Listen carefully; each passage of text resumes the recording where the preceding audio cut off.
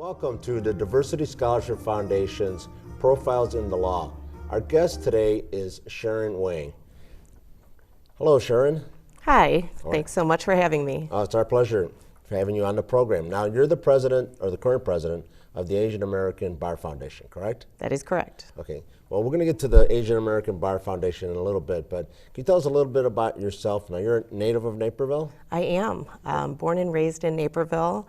Grew up in the western suburbs, and I still live there and raising a family there as well. Okay. And you went to undergrad at the University of Illinois? I did, in Champaign-Urbana. And what was your major? I was an electrical engineering major. Okay, so how did you go from electrical engineering to the law? Well, the electrical engineering part was probably more the, not surprising part, but as typical with a lot of high school students, I didn't really know what to major in. And my dad, being an Asian dad from the mainland, who's a scientist, thought that, you know, if you go electrical engineering, that'll open a lot of doors for you. It's safe. You'll have a lot of opportunities, and I think he was right. And so I did major in electrical engineering, and then 30 years later, I found myself telling my own daughter the same thing. Okay. And so she's a freshman at U of I in electrical engineering as well. Oh, okay. So, so where did you go to law school? I went to Boston College Law School, and the decision to go to law school from electrical engineering was really one that I had always wanted to be a politician when I was younger, and I thought, you know, if I'm eventually going to go to law school, this is the time. I graduated in December from undergrad, and so I worked for that little bitty period of time for 8 months, and then decided this is the time to go. Otherwise, I'm getting too comfortable with work. So who were some of your role models in politics when you were growing up? You know what? I don't know that I really had any, sadly enough. There weren't a lot of, certainly not politicians that looked like me. Obviously, things have changed over time, and we're seeing a lot more, but now I am no longer interested in being a politician, and I happily fell into patent law, and that's where I find myself now. Okay, and with regards to patents, copyrights, can you tell our viewers a little bit of what's the difference between a patent and a copyright? And Sure. I can give my short discussion. So a patent is basically a property right. It is a quid pro quo between an inventor and the government. And what it is it is basically the government saying, in exchange for you, inventor, telling us all the details about your invention, disclosing it to the public for everyone to see, we're going to give you, for a limited period of time, the exclusive rights to your invention. And so right now, it's a 20-year term from the filing of a patent application. That's the term of the patent. Now, a trademark, on the other hand, is a right that's associated with like a word or a design. like a logo on a slogan, a logo. Yeah, it's basically all about telling people the origins of a product. A service mark is the same thing as a trademark, except for with respect to services. And so there isn't such a limited period of time. So famous trademarks are like the Nike swoosh or the golden arches for McDonald's. And what about a trademark? Well, that's a trademark. That's a trademark. I'm sorry. Copyright, I meant. Copyright is protecting things like poetry, books, movies, songs. And there's a different term associated with copyrights. I think it's 70 years plus the life of the author, with different periods of time if it's an anonymous work or a work for hire. But for example, a famous, or sort of famous recent copyright case would be the one involving Robin Thicke and the song Blurred Lines and Pharrell. They ended up having to pay, I think it was a record sum of like $7.3 million to the estate of Marvin Gaye. Because he had copyrights on, I can't remember the name of the song. It's like "Gotta Give It Up," I think. But yeah, there's too many similarities there, and that's what ended up costing and causing the copyright infringement. So for the general public, why would a patent be important, or how does it impact the general public?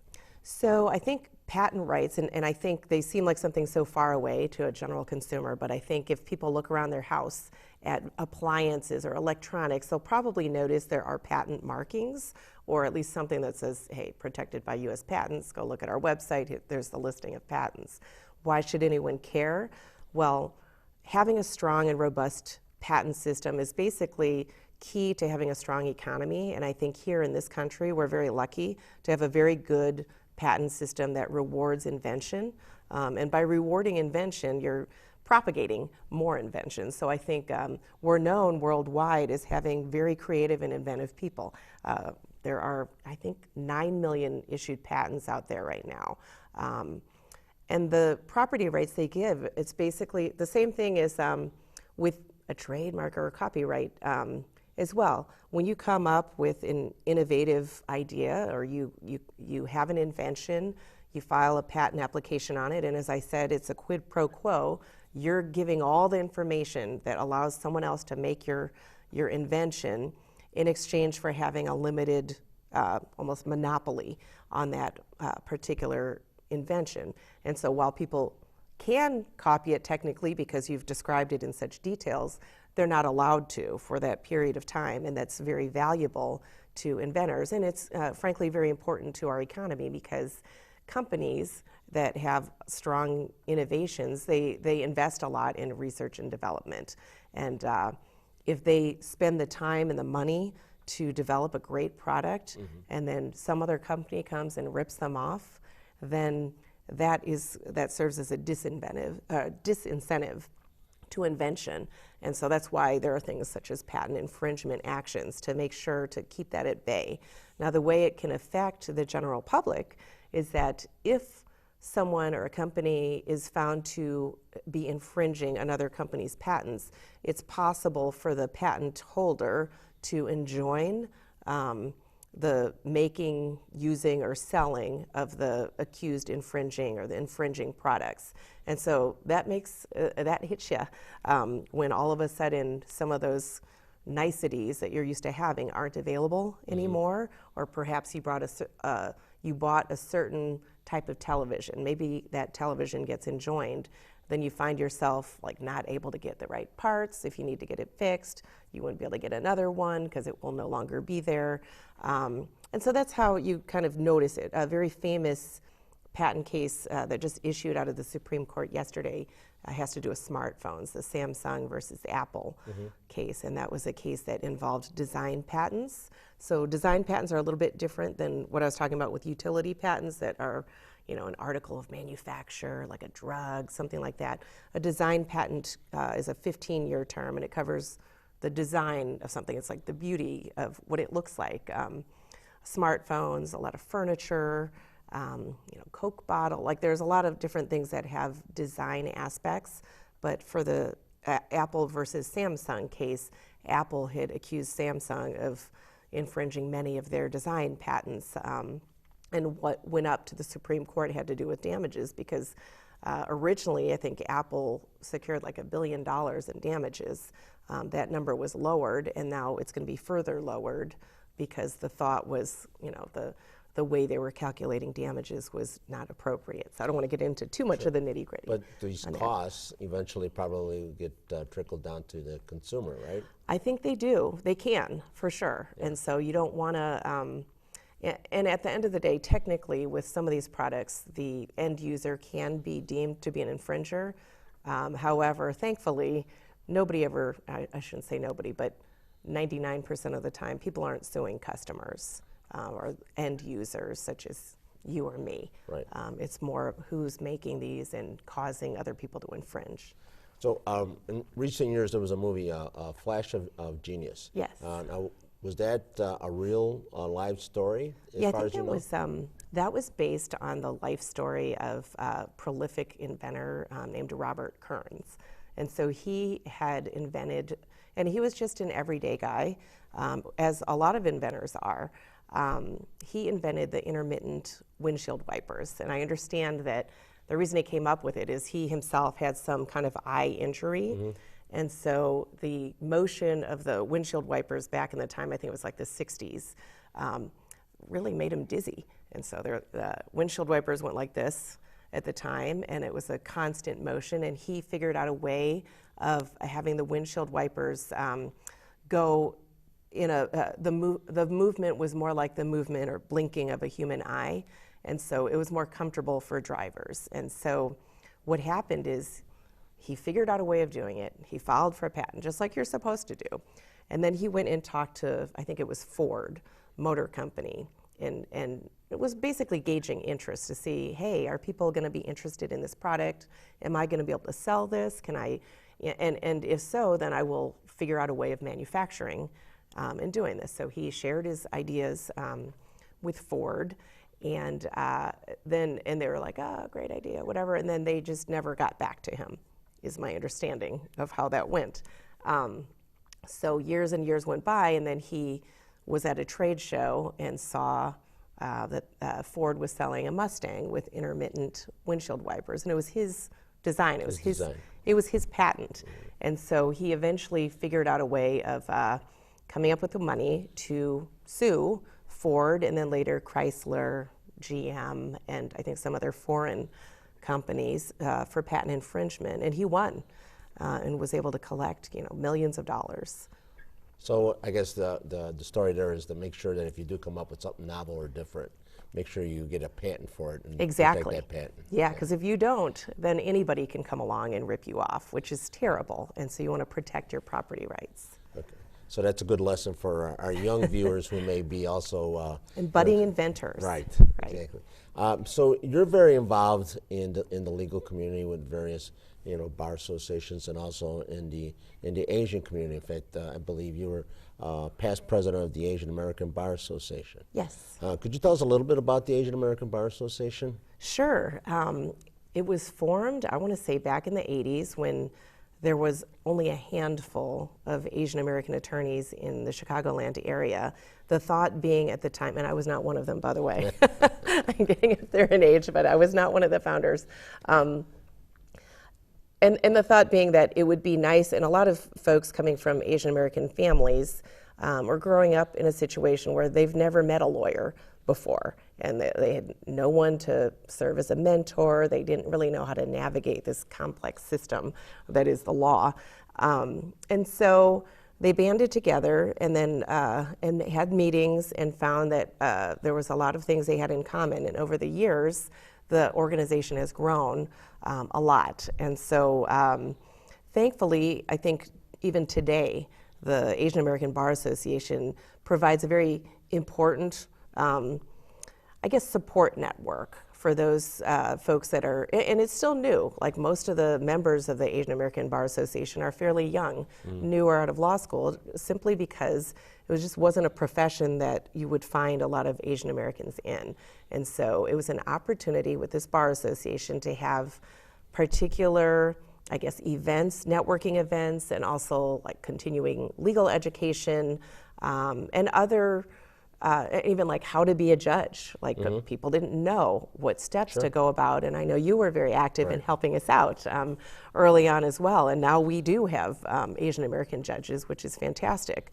But you need to start somewhere, and so I think it was that's the Asian American Bar started small. It's growing, and still today, like there are certain needs that people have in the Asian American community that they don't have in other communities. Certain biases still, unfortunately, in law firms and elsewhere.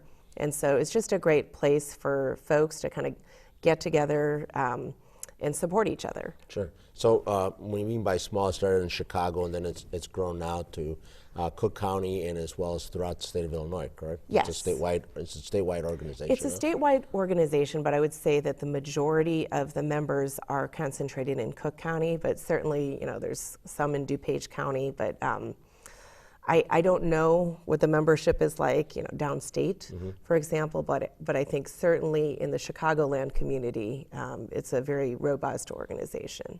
And then you mentioned the judiciary.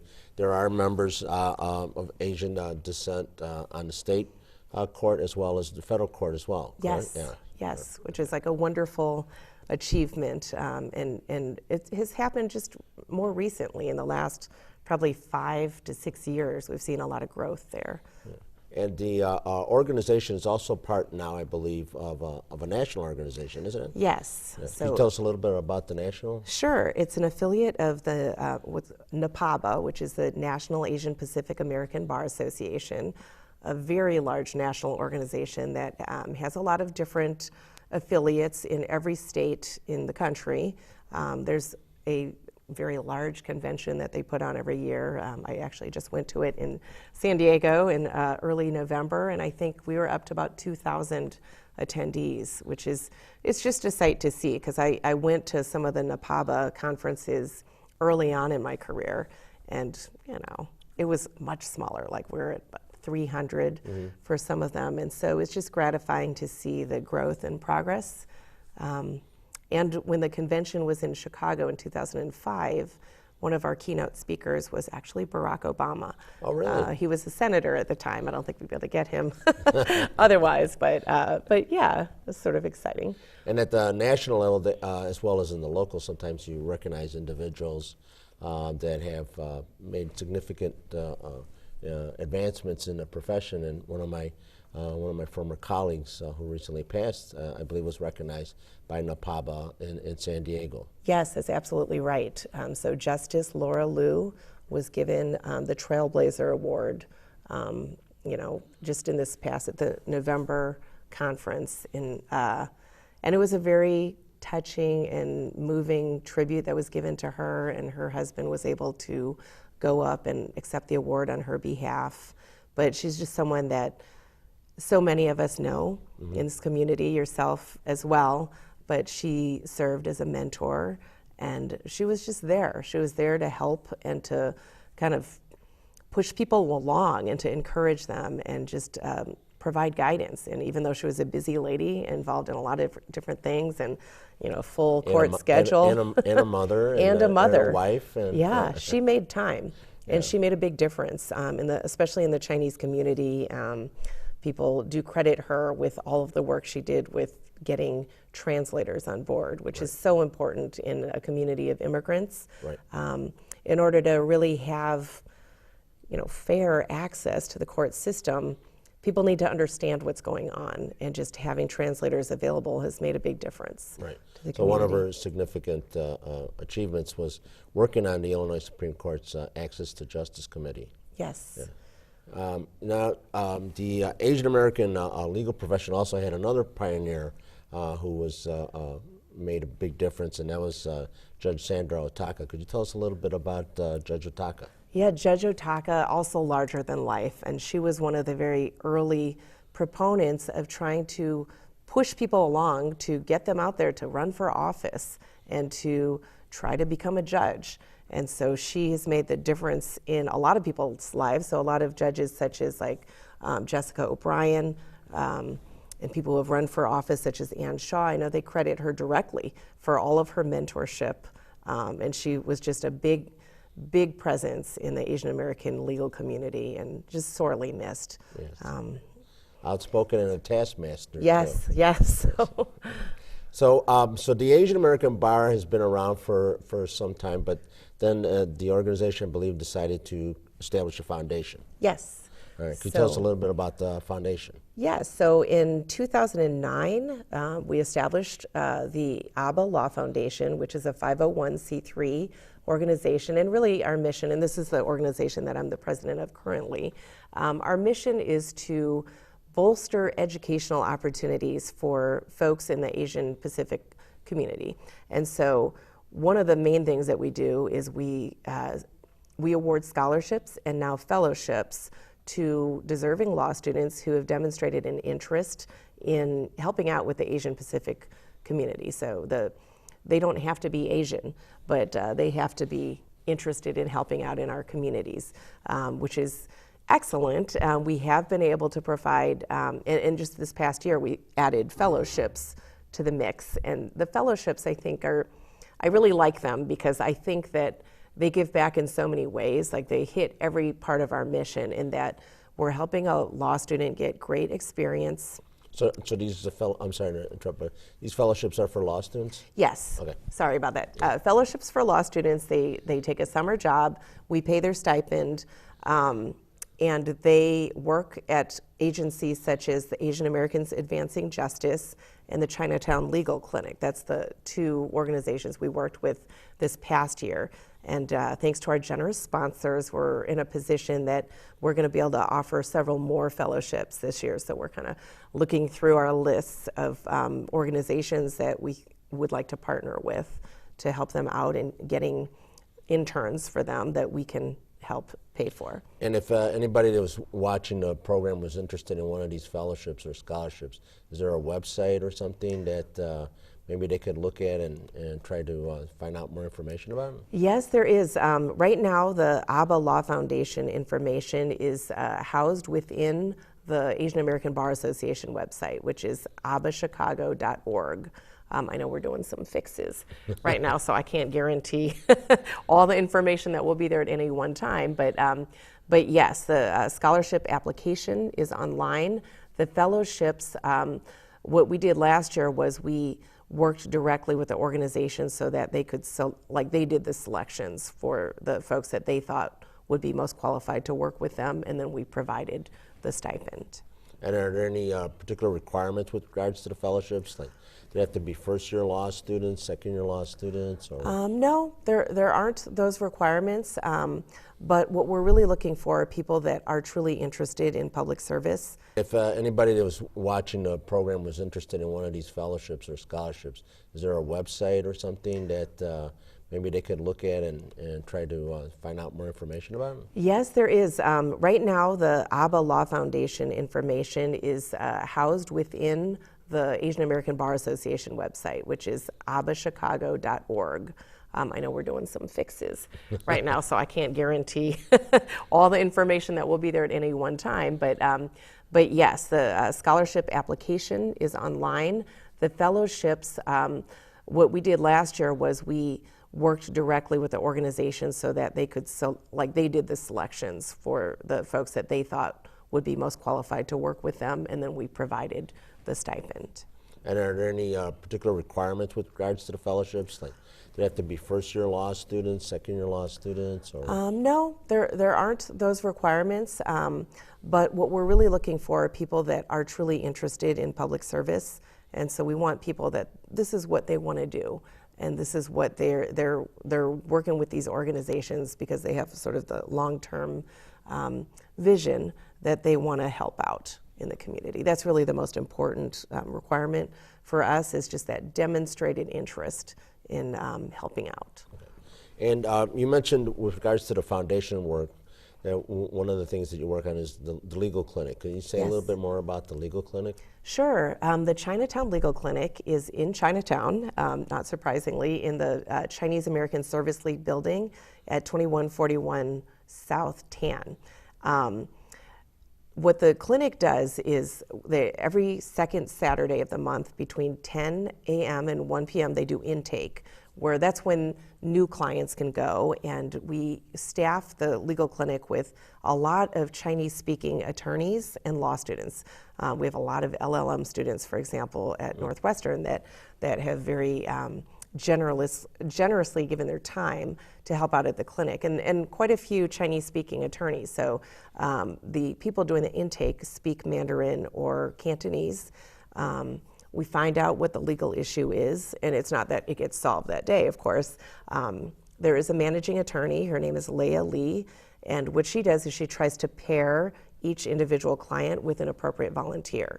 And there is a pretty large list of volunteers. Most people in the Chinese American Bar Association, for example, are listed volunteers, and they pair you up based on what the legal issue is. So for myself as a patent attorney, I'm not getting a lot of patent business, but I have gotten quite a few cases that just involve commercial contracts, for example. But other things are, we do a lot of immigration law, family law, real estate, some human rights, and really real estate. So all kinds of different things, and it's really just based on what volunteers can do. And so some of it is really just explaining to the clients what their rights are. It turns out for many cases there might not be an issue, and in other cases it might be something so simple as just needing someone to explain a situation to them, and or even just writing a letter on their behalf sometimes is enough to resolve the issue.